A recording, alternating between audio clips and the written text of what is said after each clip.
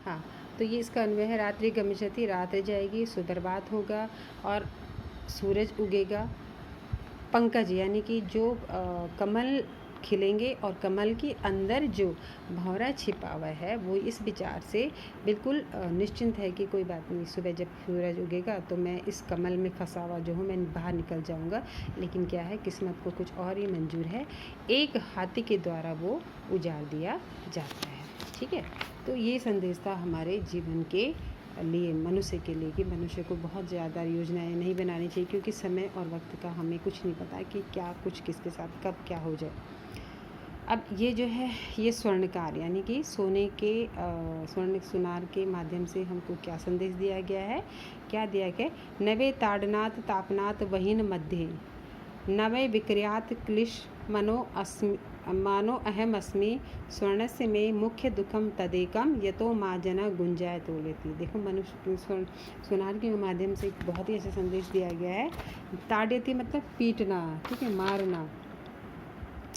क्या है, नवे ताड़यात तापनात वहीन, वहीन मतलब अग्नि के, न तो मैं तप, ठीक है, न तो मैं किसी अग्नि में जलकर मुझे कोई दुख होता है। यानी कि सोना जो है वो अपनी व्यथा को बता रहा है, क्या बता रहा है कि मुझे न तो ताड़ियत मतलब न तो मुझे लोगों के पीटने के बाद मुझे कोई दुख होता है। लोग पीटते हैं, मतलब सोने को पीटते हैं ना, हथौड़े से पीटा जाता है दुनिया भर का। तो सोना अपने इस श्लोक के माध्यम से हमको क्या संदेश देना चाहता है, अपनी जो उसकी इम्पोर्टेंसी है, देखो कि अगर लोग उसे पीटते हैं, लोहे से पीटा जाता है सोना, अगर उसको हमने आकार देना है तो सोना कहता है कि मैं ना किसी के पीटने से मुझे दुख होता है, ना मुझे अग्नि के मध्य, क्योंकि सोने को जब आकार देना होता है उसको अग्नि के मध्य रखते हैं, फिर उस पर हथौड़े की पिटाई की जाती है। तो वो ना तो हथौड़े की पीटने से दुखी है, ना वो अग्नि के मध्य उसको जलाने से उसको दुख होता है, न वे विक्रियात, ना उसको किसी के हाथों को बेचने से बिल्कुल भी दुख नहीं होता कि मैं जो है अभी मैं यहाँ तो जो है मैं मेरे द्वारा मुझे बेचा जा रहा है, तो उसको जो है बिल्कुल भी नहीं दुख होता है कि मैं जो हूँ क्लिश मयानो अस्मसी, मुझे जो है ये भी दुख नहीं है कि मैं जो अब किसी और के हाथों बेचा जाऊँगा। स्वर्णस्य में दुखम तदेकम,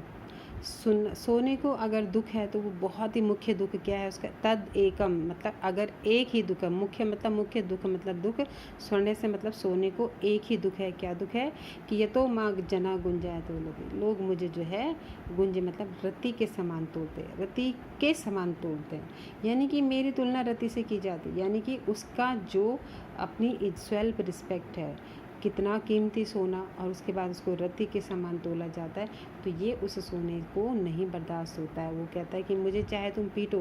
मुझे चाहे अग्नि के मध्य रखो, चाहे मुझे किसी के भी हाथों बेच दो, लेकिन मुझे अगर दुख है तो सिर्फ इस बात का कि मुझे लोग गुंजाए मतलब रत्ती के साथ तोलते हैं, जिस रत्ती की कोई वैल्यू नहीं है, जो रत्ती इस संसार में, रत्ती जिसे कहते हैं, रत्ती मतलब रद्दी,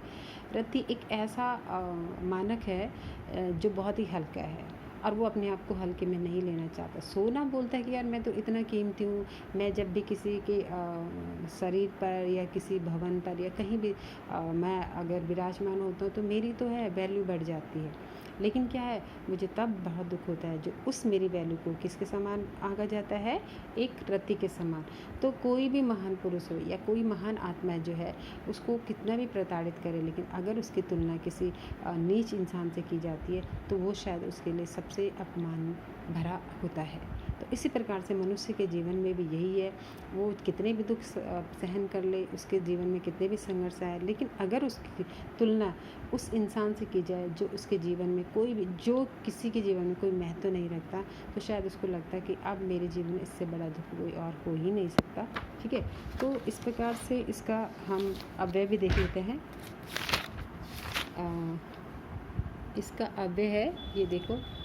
नवे ताड़नाथ बहिन मध्य, मतलब मैं न तो मारने से दुख होता है मुझे, न मुझे तप अग्नि के बीच जलाने से दुख होता है, न ही मुझे दुख होता है कि मैं किसी और के हाथों बेचा जा रहा हूँ।